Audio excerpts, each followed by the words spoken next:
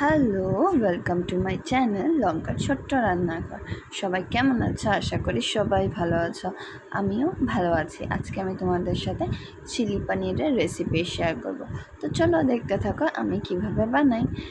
তো ফার্স্টে আমি পনিরগুলোকে কেটে নিয়েছি, তারপর নুন, কাশ্মীরি রেড চিলি পাউডার আর সামান্য গোলমরিচের গুঁড়ো আর অল্প ময়দা দিয়ে আমি এটাকে সুন্দর করে একটা পাতলা কোট করে নিচ্ছি। এটাতে আমি আর জল দেবো না, কেন পনিরের নিজস্ব একটা মানে জল জল ভাব থাকে, মানে ময়শ্চারাইজার থাকে, তো ও এটা সোক করে নেবে। দেখো ম্যারিনেট করে রেখে দিয়েছি 10 মিনিটস মান।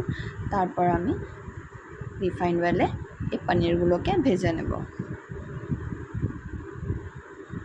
আর পনিরগুলো ভাজতে খুব একটা বেশি সময় লাগে না, কেন যেহেতু এটা নরম জিনিস ফটাফটি ভাজা হয়ে যায়। আর আমি এটাকে পুরো সুন্দর গোল্ডেন ব্রাউন করে ভেজে নেব।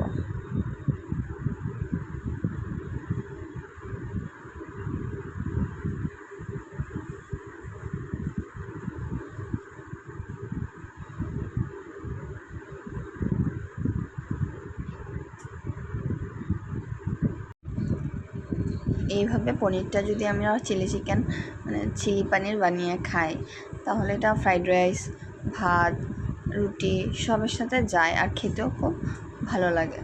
এটা হয়তো ইভিনিং স্ন্যাক্স হিসাবেও খাওয়া যায়, ড্রাই করে, মানে যারা ফ্রাইড রাইস বা ইসে খাবে না, ইভিনিং স্ন্যাক্স হিসাবে খাবে, তারা এটা একটু ড্রাই রাখলেই হবে। আমার পনিরটা ভাজা হয়ে গেছে, এখন আমি পনিরগুলোকে তুলে নিচ্ছি। তারপর প্যানটাতে আমি বাটার দিয়ে দিলাম। এখন বাটার দেওয়ার পর আমি কুচানো রসুনগুলো অল্প ভেজে নেব।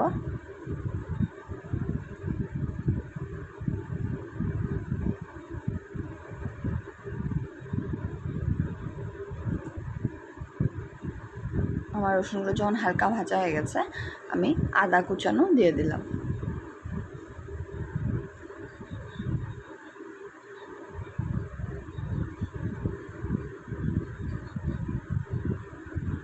এখন পেঁয়াজ কুচানো দিয়ে দিচ্ছি। তারপরে একটু পেঁয়াজগুলোকে ভাজা ভাজা করে নেব। পেঁয়াজ কুচানো আর মরিচ কুচানো আমি একসাথেই দিয়ে দিলাম। এখন পেঁয়াজটাকে ভাজা ভাজা করে নেব।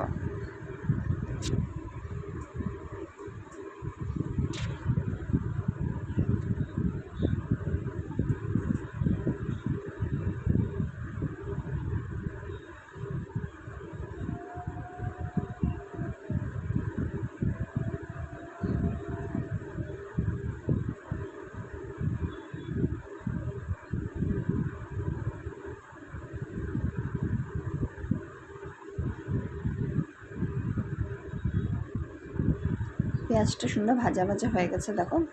এখন আমি ক্যাপসিকামগুলো দিয়ে দিলাম। ইয়েলো ক্যাপসিকাম, রেড ক্যাপসিকামও দেওয়া যায়, আমার কাছে শুধু গ্রিনটাই ছিল, তার জন্য আমি গ্রিনটাই দিয়েছি। রেড ক্যাপসিকাম, ইয়েলো ক্যাপসিকাম দিলে এগুলো দেখতে আরও সুন্দর হয়, আরও অনেকটা কালারফুল লাগে। আর আমি টমেটো দিয়ে দিলাম।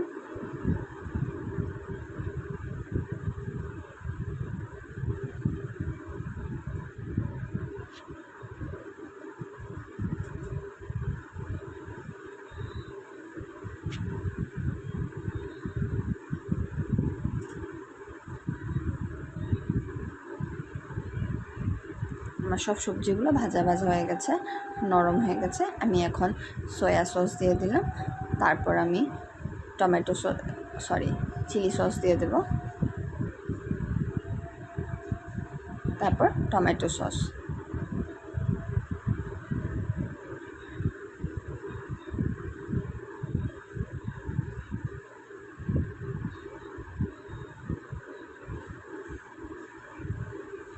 এখন আমি কর্নফ্লাওয়ারে স্লারি বানিয়ে রেখেছিলাম, সেটা দিয়ে দেবো।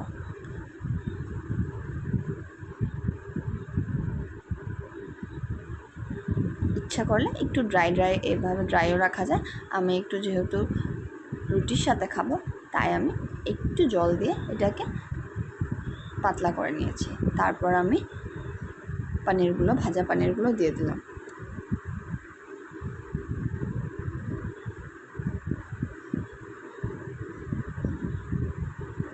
আমার এই চিলি পানিরটা দেখতে কেমন লাগছে একটা কমেন্ট করে জানিও। তোমাদের যদি আমার এই চিলি পানিরের রেসিপিটা ভালো লাগছে তো একটা লাইক কমেন্ট শেয়ার করে আমার পাশে থেকো।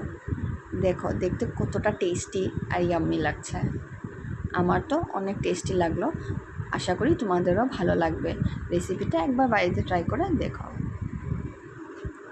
আমি এখন এটা একটা বলে সার্ভ করে নিয়েছি। এখন উপর দিয়ে সামান্য সাদা তিল দিয়ে দিচ্ছি ডেকোরেশনের জন্য। এটা অপশনাল, দিলেও হবে না দিলেও কোনো অসুবিধা নেই, টেস্টে কোনো বেশি ফারাক আসবে না। আর থ্যাংক ইউ পুরো ভিডিওটা দেখার জন্য আর আমার পাশে থাকার জন্য।